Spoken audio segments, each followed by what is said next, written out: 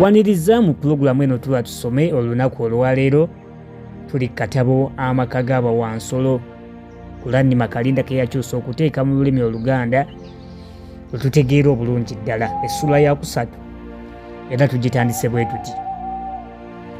Tewali mulimu gutatawaanya naye Bawansolo amakungula gano gaaba kamulentuuyo wabula ate baagobolola kubanga amakungula gaali malungi nnyo. Weewaawo olunsi omulimu gwabanga muzibu nnyo anti ng'ebyuma bye bakozesa byali by'abantu ebyetaagisa emikono n'engalo ate nga bo Bawansolo bankunku. Naye bawambizi baali bakalaba nnyo era buli kintu kyonna ekizibu bakiyizanga amagezi. Bo nno bawandogoyi nga bamanyi buli kawonvu n'akagga ku buli kintu ekikwata ku nnimiro eyo, mpozi n'okusinga mukama waabwe Jones ne basajja be. Olw'amagezi gaabwe amangi bawambizi beeragirawo ng'era be banaaba abakulembeze ab'amaka gano. Bawandogoyi baabanga balima ngeno bawambizi babaduumirwa nga be bannampala. Era omulimu guno ogw'amakungula tegwali gwa kubalaata. Tewaali nsolo yalutumirwa mwana bw'ate olaba ne bawankoko ne bawambaata nabo nno ssebo baabojjanga obuti n'ensigo ne babaatira nga babutwala mu masitoowa. Era ssebo okugenda okukakana ng'omulimu bagukubye olukwe mu mutwe mu kaseera mpawekaaga. Ate mwana wange nno nga ge makungula agaali gasingidde ddala okubaawo amanene mu byafaayo by'amaka gano bukyalubanga lwa mmindi, kubanga buli mpeke ya mmere ensolo zaali zigikuŋŋaanyizza ate nga tewali wansolo yenna eyabba ku mmere ku luno. Ate n'essanyu nga Bawansolo libayisa kuli gw'ate okulya ku ntuuyo zaabwe nga tewalaba kuba ku mukono bw'ati. Kasookanga omuntu kaggwa ensonyi bamunaabira mu maaso, Bawansolo nno baali beetaaya era nga beegazaanya nga balya ne batigunduka ate eby'ekitalo. Yadde nno nga baali bakola nnyo bwe batyo ssebo baafunanga ebiseera eby'okutiguka. Weewaawo olunsi baasanganga obuzibu mu kukola emirimu ng'omuntu bwe yali agikola, gamba okuwewa ensigo ezaabwe. Naye era nga bakagezi munnyo bawambizi ne bokisa nga babayita bamutalemwa. Bokisa nga yeegombesa buli omu. Okusooka yali mukozi nnyo ne mu biseera bya Jones, naye ate ku luno yava mu kukola ne yeefuumula bwefuumuuzi. Enkoko yagikwatanga mumwa n'agenda mu nnimiro, kawungeezi nno nga yalamula. Ate ne bwe yasanganga ekizibu ekiringa olusozi nga yeawoza kimu nti nja kukola nfufunyale, era eyo yali agyefuulidde eŋŋombo ye. Buli Wansolo yakolanga emirimu egimugyamu. Olaba mwana wange bawankoko ne bawambaata bokka ssebo baakuŋŋaanya ebisolo 5 biramba eby'emmere. Nga bwe twagambye tewaali yabba ku kintu kyonna, tewaali nga yeekubagiza, tewaali atondowala, tewaali ayomba. Mpozi Molly ne Wakkapa be baali engajaba, ye Molly nga yeebakamboolera ate nga ne Wakkapa tatakwebuzabuza kasita waabangawo omulimu. Okumulabako mpozi nga basoosootola kyamisana oba kyaggulo naye nga teyeewolereza bitooke bye bigwa. Ye Benya teyakyukirako ddala ng'atwala luwalo okukola era nga bwe yali mu mirembe gya Jones. Bino byonna nno ebyali biguddewo byali ng'ebitamukwatako. Banne bwe baamubuuza nga oba okwefuga kw'Abawansolo kwali tekumusanyusizza ko ye nti kanninde kasita sigenda kufa nkya, ate nga banaamuddamu ki? Ku lunaku lwa Ssabbiiti Bawansolo nabo lwe beebakangako era ne beebikka n'emitwe okukamala. Bwe baaza okukanga ne balya ekyenkya, baali beetereddewo n'omukolo omulala gwe gw'okuwanikanga bbendera yaabwe ku mulongooti, era bawambizi be baagiyeeya nno. baakozesa ekitambaala ekyali ekya Jones eky'oku mmeeza. Bendera eno yali ya kiragala okulaga obugimu bw'ekibanja kyabwe, ate ng'eriko ekigere ky'ensolo mpozzi n'ejjembe. Mbunno ebyo nga bitegeeza obwakabaka bwa Bawansolo obwali bugenda okubaawo nga bamaze okuwangula omwana w'omuntu okuva mu buli kanyomero ka nsi.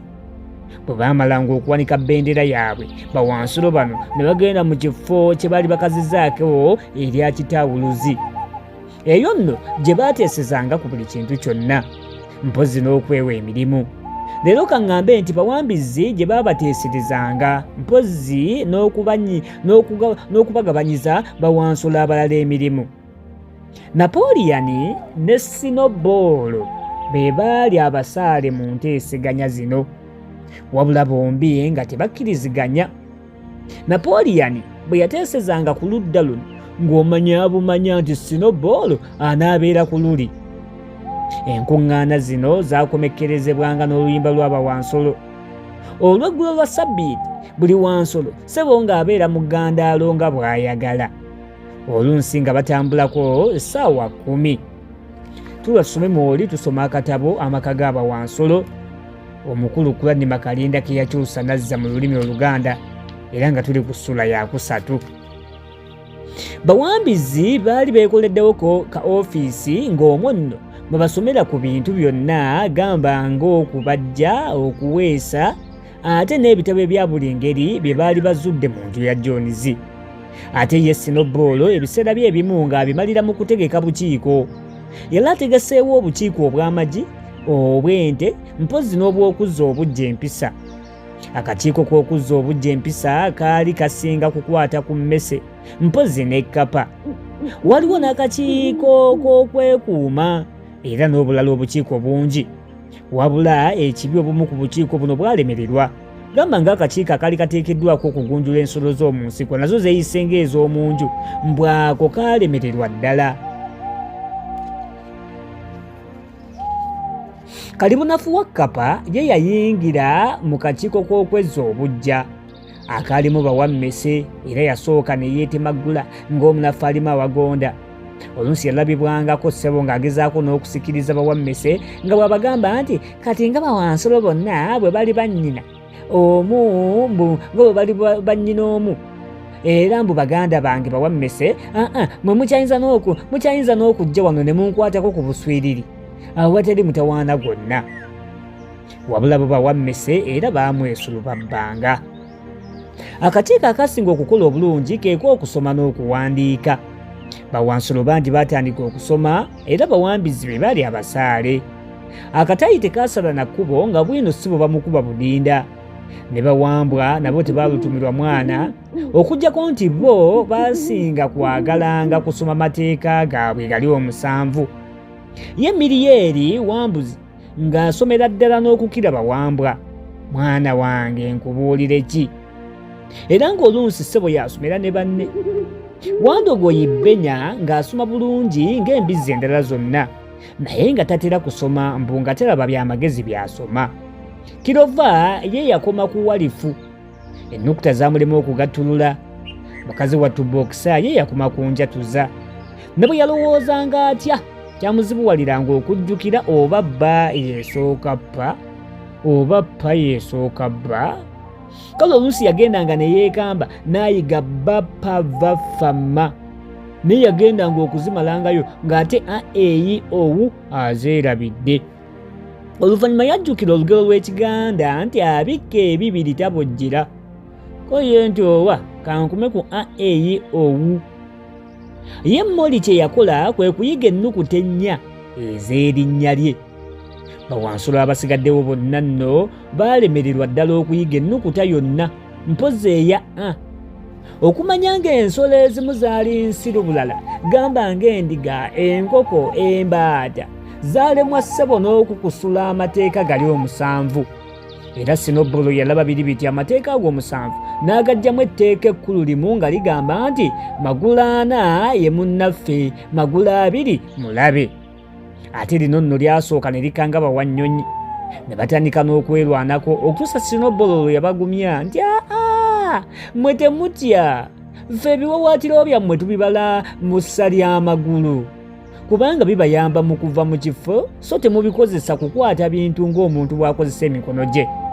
Omanye enjawulo yaffe Bawansolo ne Kalibutemu oyo omuntu ye sitaani w'emikono egyo gy'alina. Okuva olwo Bawansolo bonna ne bakwata etteeka eryo era ne liwandiikibwa mu nnukuta ennene ddala waggulu w'amateeka gali 7 agaasooka. Ate bawandiika baava mu kukwata etteeka lino ne badde ne mukati ne beewogoma. Baaziranga kwekyusa bati nga bali bejjagala magulaana. Napoleon yagaana okwenyigira mu by'obukiiko. Ye yagamba nti afiira ku kuyigiriza miti mito. Era bawambwa babiri Yesse ne munne baali baakamala okuzaala ebibwa byabwe 9. Ebyo nno ye Napoleon bye yagamba nti kwasibira olukoba. Bwe byava ku mabeere n'abiggyawo n'abitwala abiyigirize n'okubikuza. Yabiwanika eyo waggulu etatuuka na nsowera era byakula tebirabye ku Wansolo mulala yenna. Mu kiseera kye kimu kyategeerekeka nti amata n'emmere endala nnyingi byali byakuliibwanga bawambizi bokka. Kyokka Bawansolo abalala baasooka ne batolotooma. Naye ate bawambizi bonna ne beegatta. Olaba mwana wange kasookanga lubanga lwa mmindi ku luno Sinobolo ne Napoleon bakkiriziganya. Kalimingo bya Sikwira bawambizi gwe baatuma okugenda okunnyonnyola Bawansolo bonna ensonga bawambizi kye bava bateekwa okulya obulungi. Era Sikwira omulimu yagukola bulungi. Wambereka ono yatandika ssebono yatandika nakubayita Basseruganda nga bw'abagamba nti Basseruganda kandowooze nti temulowooza nti ffe bawambizi n'obwawambizi bwaffe tuli ba mululu oba nti tuwoomerwa nnyo amata oba amapeera. Mu butuufu eyo y'emmere yaffe nga nammwe bwe mumanyi. Naye naffe bwewaliriza okubirya kubanga abakugu mu saayansi bagamba nti y'emmere esaanira obulamu bwaffe. Bwera singa tetugirya tuyinza okufa. Ate nga nammwe mulaba nti singa tufiira wano kale amaka gaffe gano ffenna ge tulwaniridde gaba tegafudde ettogge. Nga bwe mulaba ffe musingi gw'amaka gammwe. Bwe tutali nammwe temuyinza kubaawo. Ate amata gano n'emmere eyo tubirya ku lwammwe musobole okubeera mu maka gammwe gano. Kubanga ne tumala tuvaawo tuti akatayi tekalisala na kkubo nga Kalibutemu John zaakomawo wano. Bannange kummwe wano ana ayagala John zaakomewo. Ye ng'ate ani munnange yandyagadde John zaakomewo. Era Bawansolo bonna bassa kimu nga nkuyege nti oba kunywa amata gonna bawambizi banywe. Naye nga tewali ayagala lumbe lwa Jones kujja kweddiza maka ago. Tuula tusome essula ey'okusatu ekomyawo ey'akatabo kano amaka ga Bawansolo Lwannima Kalinda ke yakyusa n'ateeka mu lulimi Oluganda. Tujja ssoma ey'okuna bwe tunaddamu sisinkana. Nze muzzukulu wa Mugema munnakyala akwata ssente empya n'enkadde Ssaabasajja Kabaka awangaale.